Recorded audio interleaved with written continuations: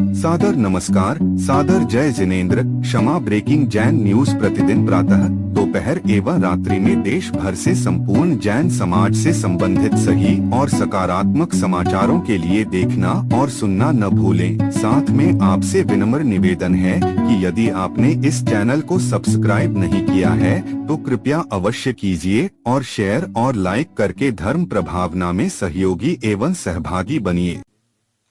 द्रोणागिरि में आचार्य भगवान विद्यासागर महाराज जी ने एक साधक को यथाख्यात रूप दिया था। आज के दिन हमारे पूज्य वर्तमान आचार्य परमेष्ठी समय सागर जी को द्रोणगिरि की उस पावन सिद्ध भूमि पर गुरुदेव ने बुलाकर के कहा कि हमने आपके बारे में ये सोचा है। उस समय दीक्षा जब दी जाती तो इतना प्रचार प्रसार नहीं होता था, ऐसा सुनते हैं। अचानक बुलाया। महाराज जी उस समय एलक थे, समय सागर जी। उनको बुला करके कहा कि तुम्हारे बारे में ऐसा सोचा है, कल मुनि दीक्षा के हमारे भाव हो रहे हैं देने के, आपके क्या है? बोले हम क्या बताएं, जो करना है आपको करना है, जीवन आपको सौंप दिया है। क्योंकि एक बात हमेशा याद रखना कि बिना समर्पण के कोई भी व्यक्ति भगवान नहीं बन सकता है। समर्पण की परिभाषा क्या है? तन के साथ मन का हो अर्पण सो समर्पण। ये समर्पण की परिभाषा गुरुदेव ने बताई थी, तन के साथ मन का। क्योंकि गुरु और शिष्य का जो रिश्ता होता है ना, वह मन के साथ जुड़ता है। वित्त मिले तो मेला करिए, वित्त मिले तो मेला करिए, चित्त मिले तो चेला, और संगति मिले तो नहीं, ऐसा नहीं। वित्त मिले तो मेला करिए और चित्त मिले तो चेला, नहीं तो भैया अकेला। कैसा? शिष्य और गुरु के बीच में जो समर्पण होता है वही उस शिष्य के लिए उद्धार का कारण बनता है। हर संप्रदाय में गुरु का अपना महत्व होता है, और जैन दर्शन में तो इतना महत्व है कि हम क्या बताएं। मूलाचार में आ जाता है, कितना दुर्धर तप करने वाला मुनि क्यों न हो। सुनो क्या कहा, कितना दुर्धर तप करने वाला मुनि क्यों न हो, लेकिन आचार्य की बराबरी नहीं कर पाएगा। वहां पर क्या कहते हैं वटगिर स्वामी महाराज जी?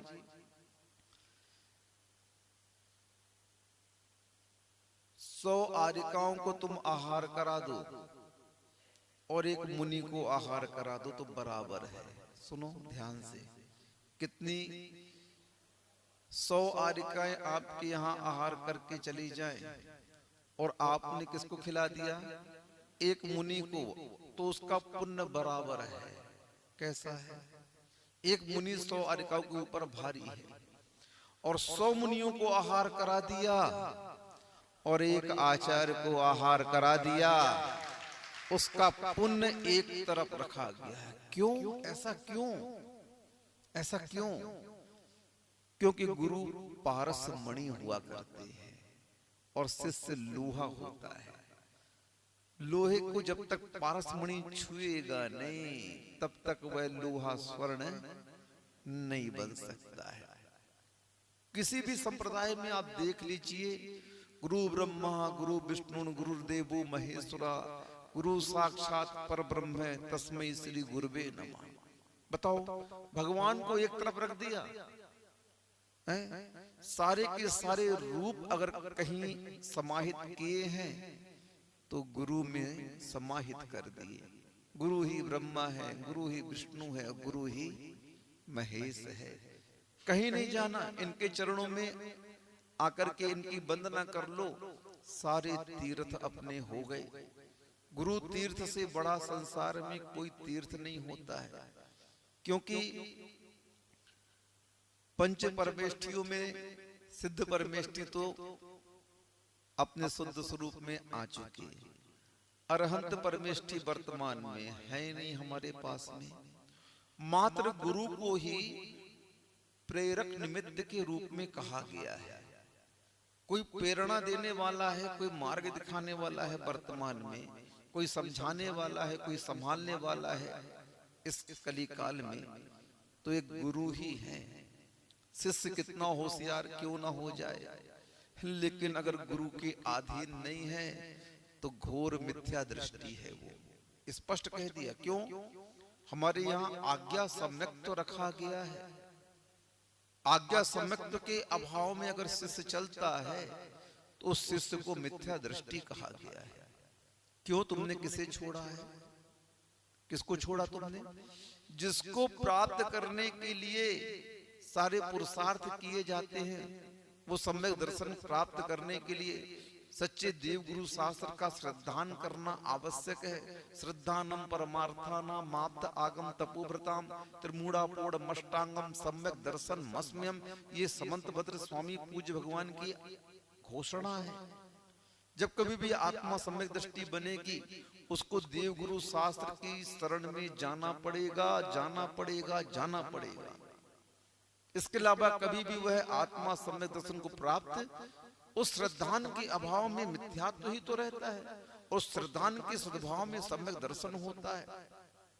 जो श्रवण हो, चाहे श्रावक हो, कोई भी हो, बिना गुरु बनाए उसका जीवन तर नहीं सकता है।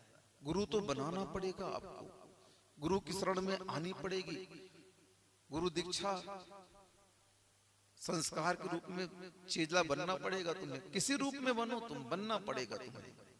हाँ, बिना दिगंबर गुरु को गुरु बनाए तुम्हारा कल्याण नहीं हो सकता। और उसमें भी अगर आचार्य परमेष्ठी से तुम्हें शिष्यत्व प्राप्त हो जाए तो अहो भाग्य मानना अपना तुम। हाँ, जो शिष्य ये कहता है मैं प्रभावी हूँ, मैं दुनिया के काम करता हूँ, मेरी प्रभावना, मेरा डंका बज रहा है, तुम कितना भी डंका बजा लो, लेकिन वह प्रभावना गुरु के अधीन ही मानी जाती है। गुरु को अगर छोड़ करके तुम प्रभावना करते हो, हाँ, गुरु कौन है? जिसने शिक्षा दीक्षा दी वो गुरु है। और गुरु कौन है? जो परंपरा से उस पद पर बैठते हैं वो गुरु है। हमारे गुरु कौन है? क्योंकि गुरु परंपराएं से चले आते हैं। ठीक है, शिक्षा गुरु, दीक्षा गुरु, उनका अवसान हो गया। संसार में कोई स्थायित्व को लेकर के तो आता नहीं है। तीर्थंकर भी तो गए यहाँ से, गुरु भी चले गए, लेकिन परंपरा से जो पद आता है वो पद बहुत महत्वपूर्ण होता है। क्योंकि योग्यता के अनुसार पर ही वे आचार्य अपने उस परंपरा को सौंप के जाते हैं। और हमारे संघ में तो पूज्य समय सागर महाराज से योग्य कोई साधु है ही नहीं। आचार्य पद के लिए अगर कोई साधु था हमारे संघ में तो देखते हैं इतनी दृढ़ साधना उनकी, इतना शांत स्वभाव उनका, इतनी चर्या में दृढ़ता, आचरण में दृढ़ता, ज्ञान में दृढ़ता, तप में दृढ़ता। कौन सा क्षेत्र मोक्ष मार्ग का जो साधना के रूप में कहा गया उन्होंने अपनाया ना हो। हम लोग जब ब्रह्मचारी बने, देखो तो गुरुदेव की दृष्टि कितनी पैनी थी। क्योंकि जो गुरुदेव होते हैं उनके पास में एक विशेष ज्ञान हुआ करता है। उनके पास में फेस रीडिंग होती है, वो चेहरे पढ़ते हैं, क्योंकि अपना पूरा भविष्य अपने चेहरे पर लिखा रहता है।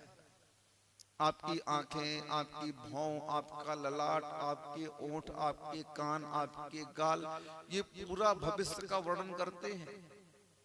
और इसको पढ़ने का ज्ञान निमित्त ज्ञानियों के पास में होता है। चेहरे को देख करके वे निमित्त ज्ञानी ये देख लेते हैं कि ये आगे जाकर के क्या कर सकता है, क्या योग्यता इसके अंदर में है। और गुरुदेव ने तो पहले ही उनकी योग्यता को देख लिया था और उनकी योग्यता को देखने की आवश्यकता ही नहीं है, क्योंकि जिस कुल में उन्होंने जन्म लिया, जिस परिवार में उन्होंने जन्म लिया, जो उनके भाई बहन बने, वो कोई सामान्य नहीं थे। वो सब पूर्व भाव के त्यागी व्रती थे, मोक्ष मार्गी थे, पूर्व भाव के मुनि हैं। ये सब परिवार पूरा इनका कैसा है?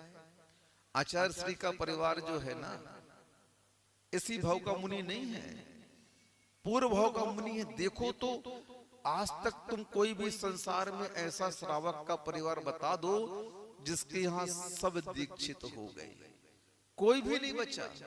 अंत में जो बचा था उनको भी मुनि दीक्षा दे करके, और गुरुदेव ने ये सिद्ध कर दिया, ये सारे के सारे मोक्ष मार्गी आत्मा है। अब बताओ, ऐसे परिवार में जन्म लेने वाला व्यक्तित्व सामान्य व्यक्तित्व नहीं होता है। आज तो पदों के पीछे दौड़ रहे हैं, आज तो ख्याति लाभ पूजा के पीछे दौड़ रहे हैं, लेकिन हमने पूज्य गुरुदेव समय सागर जी को देखा है। हम 93 से जुड़े हैं। जब आचार्य श्री अमरकंटक आए थे 93 में, तब से हमने उस संघ को देखा है, और उस संघ को हमने देखते देखते ये भी पढ़ा है पूज्य समय सागर महाराज को कितना वात्सल्य, इतना ज्ञान, कभी भी किसी से व्यर्थ आलाप नहीं करते थे। हमने आज तक उनको हंसी मजाक करते नहीं देखा जीवन में। बताओ 93 से अभी कितने साल हो गए, जोड़ लो तुम लोग। हा हा हा ठीक का करते देखा ही नहीं मैंने कभी उनको। जब कभी भी कोई चर्चा होती तो तत्व चर्चा, और संघ में गुरुदेव ने शुरू से उनको योग्य माना। जितने भी साधु बने हैं उनको ब्रह्मचारी अवस्था में उन्होंने पढ़ाया है पूज्य समय सागर जी ने। हम लोग का भी ग्रुप बना था, उस ग्रुप में हम लोग 32 भाई थे, और हम सभी की पढ़ाई जो थी धर्म की, गुरुदेव ने उनके हाथ में हमें सौंपा था। जो भी प्रारंभिक दिशा के शास्त्र होते हैं, सिद्धांत आदि में प्रवेश करने की, अध्यात्म आदि के प्रवेश करने के जो शास्त्र होते हैं, उन शास्त्रों का सबसे पहले पठन पाठन अगर हम लोगों को किसी ने कराया, पूज्य समय सागर महाराज जी ने कराया।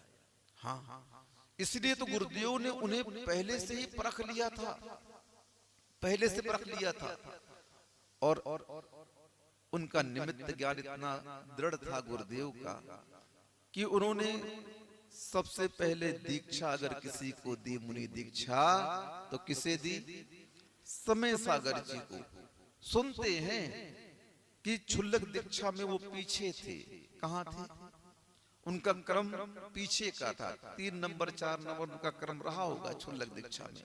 लेकिन जब मुनि दीक्षा की बात आई तो गुरु ने पहले ही देख लिया था, आज से 46 वर्ष पूर्व, 48 वर्ष पूर्व ही देख लिया था कि नहीं, मेरे बाद अगर संघ का संचालन कोई करने की योग्यता रखता है तो ये समय सागर ही रखता है और कोई नहीं रखता है। इसलिए उन्होंने सबसे प्रथम शिष्य मुनित्व के रूप में अगर किसी को दिया है तो पूज्य समय सागर महाराज जी को दिया है। आज ऐसे गुरुदेव का दीक्षा दिवस मनाने का हमें सौभाग्य प्राप्त हो रहा है। पिछली बार भी हम लोग पूज्य समता सागर महाराज जी के साथ में थे, निष्कम सागर जी, हम और एलक श्री निश्चय सागर जी।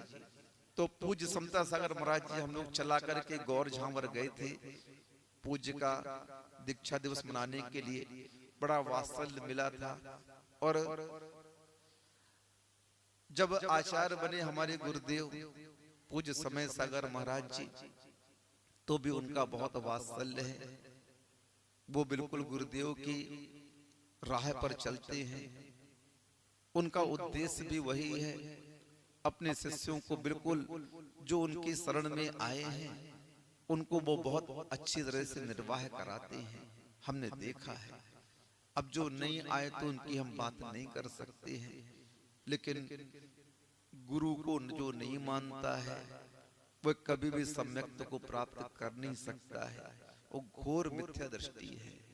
इसीलिए गुरु के बिना कुछ भी प्राप्त होने वाला नहीं है। पूज्यपाद स्वामी जी ने इष्टोपदेश में कहा है, गुरुपदेशादभ्यासात् संवित्ते स परांतरम जानाति यह स जानाति मोक्ष सौख्यम निरंतरम। अगर गुरु के उपदेश को आप ग्रहण नहीं करोगे तो कभी भी आपको आत्मज्ञान की उपलब्धि होगी नहीं, और आत्मज्ञान की उपलब्धि नहीं होगी तो तुम मोक्ष मार्ग में एक कदम भी आगे नहीं चल सकते हो। हाँ ठीक है, बहुत अच्छा लोहा है, लेकिन उस लोहे को जब तक पारसमणि छुएगी नहीं तब तक स्वर्णता उसमें आ ही नहीं सकती है। गुरु पद ऐसा भारी पद है। आचार्य महाराज कहते, गुरु पद में बैठने वाला भला ही ज्यादा ज्ञानी न हो तो कोई बात नहीं, चल जाएगा। आप ये मत सोचना कि मेरा गुरु ज्ञानी नहीं है, अल्पज्ञ है शास्त्र का, और शिष्य बड़ा ज्ञानी बन गया, लेकिन वह फिर भी गुरु की बराबरी नहीं कर सकता है। तुम कितना ज्ञान अर्जन कर लो, तुम कितना तप अर्जन कर लो, गुरु की बराबरी करने की शक्ति किसी के पास में नहीं है। हाँ, इसलिए गुरु के सामने हमेशा लघु बनकर के जो रहता है वही आगे जाकर के गुरु पद को प्राप्त होता है। गुरु पद हमारे यहाँ क्या है, सिद्धत्व अवस्था सबसे बड़ा गुरु पद कहलाता है, और वह गुरु पद हमेशा लघु बनने पर ही प्राप्त होता है। बिना लघु बने कभी भी गुरु पद की प्राप्ति होती ही नहीं है। इसलिए आज का यह स्वर्ण अवसर है, कली काल प्रतिकूल है, भौतिक चकाचौंध की आंधियां चारों ओर चल रही हैं। उन सबके बीच में आत्म उद्धार का मार्ग दिखाने वाले, समीचीन मार्ग पर चलाने वाले बहुत कम होते हैं, बहुत बिरले होते हैं। और भी बिरले कौन होते हैं जो इन बिरलों की पहचान करके उनसे जुड़ करके उनके शरण में जाकर के अपना उद्धार कर लेते हैं। गुरु भी बहुत बिरले होते हैं और शिष्य भी बहुत बिरले होते हैं, क्योंकि आप लोग स्वयं देख ले, मोक्ष मार्ग पर चलने की किसकी अभिलाषा है, किसकी इच्छा है कि मैं अपने कर्मों का नाश करके और इस संसार को छोड़ूं। देख लो आप लोग अपने परिणामों को, कितने दरिद्र हैं परिणामों से कि हमारा संसार छोड़ने का मन ही नहीं करता है। बल्कि और जैसे जैसे उम्र बढ़ती जाती है वैसे ही संसार में रचना पचना बढ़ता जाता है, वैसे तृष्णा बढ़ती जाती है, आसक्ति बढ़ती जाती है, भोगों की अभिलाषाएं बढ़ती जाती हैं। ये सब प्रतिकूलताएं मोक्ष मार्ग की कही गई है। शिष्य बनना बड़ा दुर्लभ है और गुरु बनना भी बड़ा दुर्लभ है। जब ऐसे गुरु मिल जाएं, कैसे गुरु, विषयासा बसास्तितो निरारंभो परिग्रह ज्ञान ध्यान तपोरत्न तपस्वी सा प्रशस्यते। ऐसे निष्प्रह गुरु जो आरंभ सारंभ से रहित हैं, विषय भोगों की अभिलाषा से दूर हैं और ज्ञान ध्यान तप में लीन हैं, ये लक्षण वाले गुरु मिल जाएं तो तुरंत उनकी चरण पकड़ लेना। वो लात भी मारे, भगाए भी, तो भी भगना नहीं।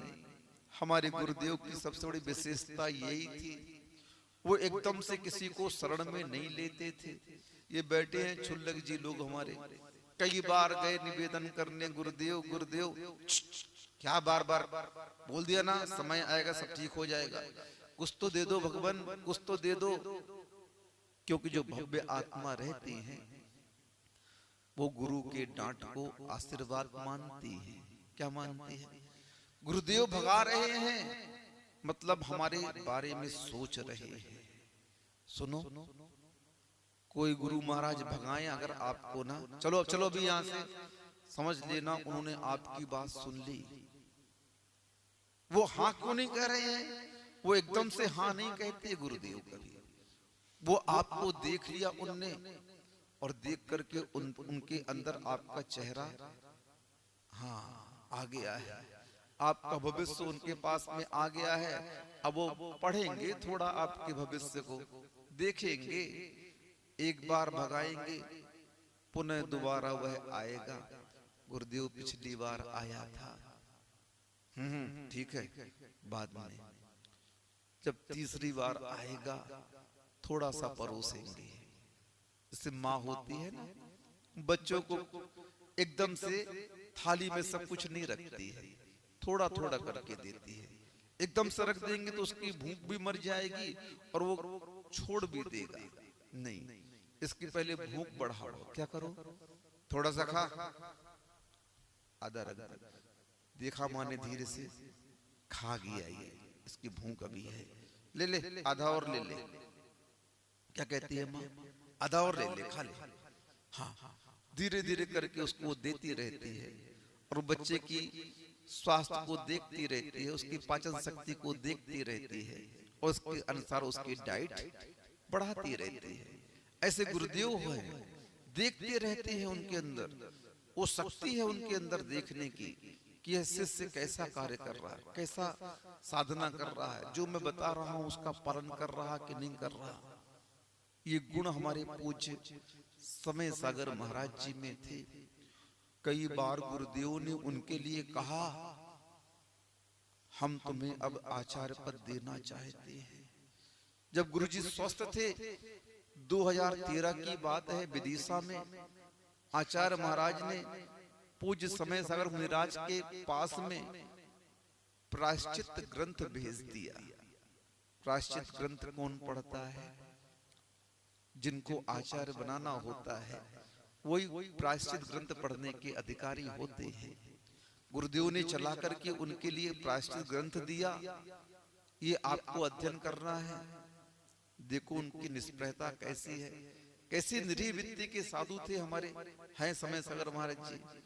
उन्होंने वह प्रायश्चित ग्रंथ आचार्य श्री को लौटा दिया। नहीं गुरुदेव, ये मैं अभी ग्रहण नहीं कर सकता, अभी आप विराजमान हैं, आपके सानिध्य में हैं, मुझे नहीं चाहिए ये। गुरुदेव ने देखा उनका समर्पण, उनकी भक्ति, कुछ नहीं बोला। जब गुरुदेव ने ललितपुर में घोषणा करी निर्यापक पद की उनकी, उसके पहले बहुत मनाया। उन्होंने भी ये पद ऐसे नहीं लिया, आज पद की मांग करते हैं साधु, मुझे ये पद चाहिए, मुझे ये पद चाहिए। अरे कैसे साधु बन गए, तुम समझ में नहीं आता है। पद प्रतिष्ठा के लिए साधु बने क्या? पद लिया नहीं जाता है, पद दिया जाता है। जो पद लेता है, पद की कामना करता है, वह कभी भी सम्यक दृष्टि साधु हो नहीं सकता। मैं पहले कह चुका हूं, प्रभावना अलग बात है, प्रभावना पुण्य के उदय से हो रही है, लेकिन उस प्रभावना के साथ तुम सम्यक दृष्टि सिद्ध हो जाओ ये जरूरी नहीं है। तुम्हारा डंका बज रहा है, तुम्हारी तूती बोल रही है, मिथ्या दृष्टि की भी तूती बोलती है, मिथ्या दृष्टि का भी डंका बजता है, उसका भी बहुत नाम होता है, लेकिन गति किसकी कैसी होती है ये आपको ज्ञात है। सम्यक दृष्टि की ही गति उत्कृष्ट होती है। मिथ्या दृष्टि कितनी भी साधना कर ले, उसे अज्ञानी ही कहा गया है। कितनी भी प्रभावना कर ले जिन धर्म की, उसे अज्ञानी ही कहा गया है। वो ज्ञानी नहीं बन सकता। बिना सम्यक दृष्टि के कोई भी साधक ज्ञानी नहीं बन सकता है। क्यों? तुम क्रिया तो कर रहे हो प्रभावना की, लेकिन उस प्रभावना के पीछे ख्याति, लाभ, पूजा, अहंकार बसा हुआ है। वही तुम्हारे लिए सब कुछ है। मेरा बोलबाला होना चाहिए, मेरा नाम होना चाहिए, हर जगह मेरी जय जयकार होनी चाहिए। इस भावना के साथ में जो साधना करता है वह कभी भी साधना के फल को प्राप्त नहीं कर सकता है। साधना तो स्वार्थ से परे हुआ करती है, साधना तो ख्याति, लाभ, पूजा से परे हुआ करती है। साधना अपने नाम की नहीं होती है, साधना आत्मा की उस शक्ति को उद्घाटित करने का नाम हुआ करता है।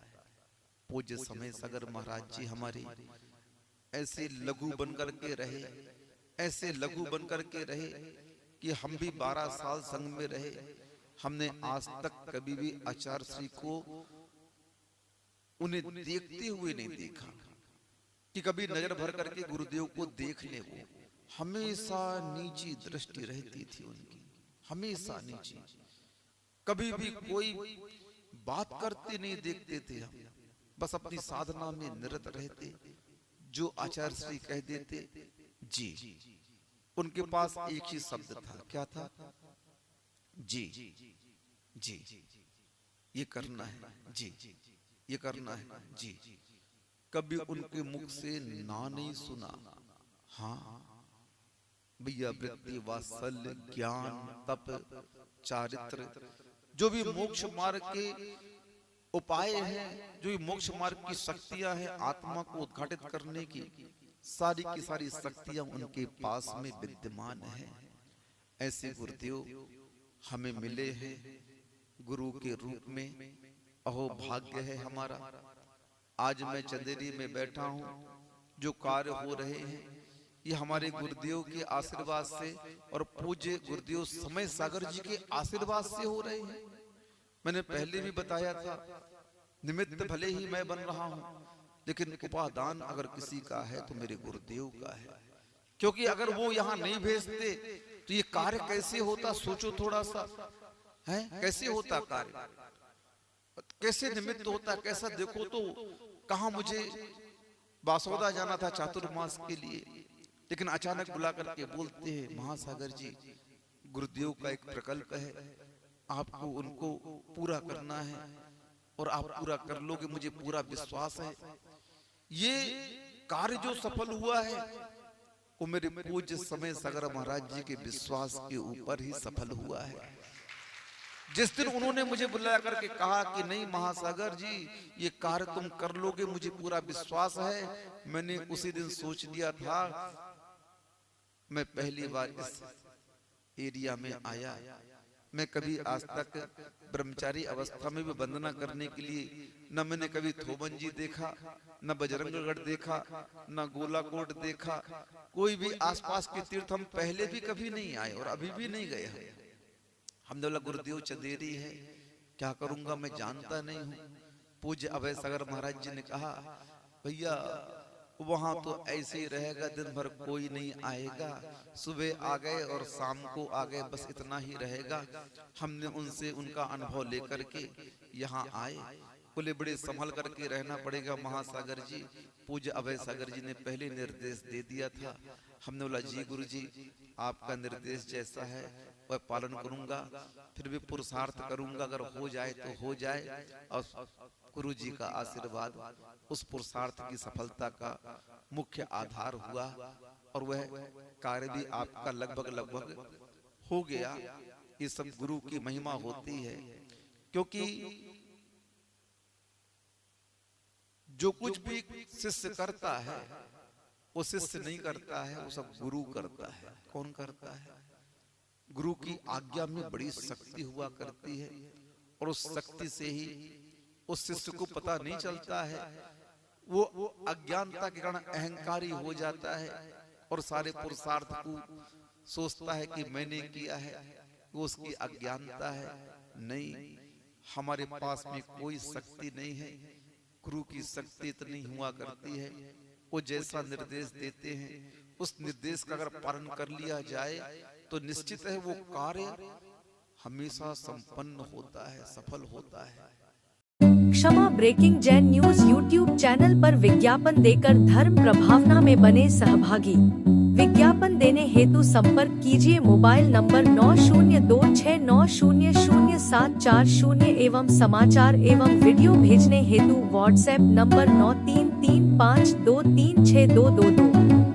Kshama breaking Jain news YouTube channel देखने के लिए आपको बहुत बहुत धन्यवाद। सादर प्रणाम, सादर जय जिनेंद्र।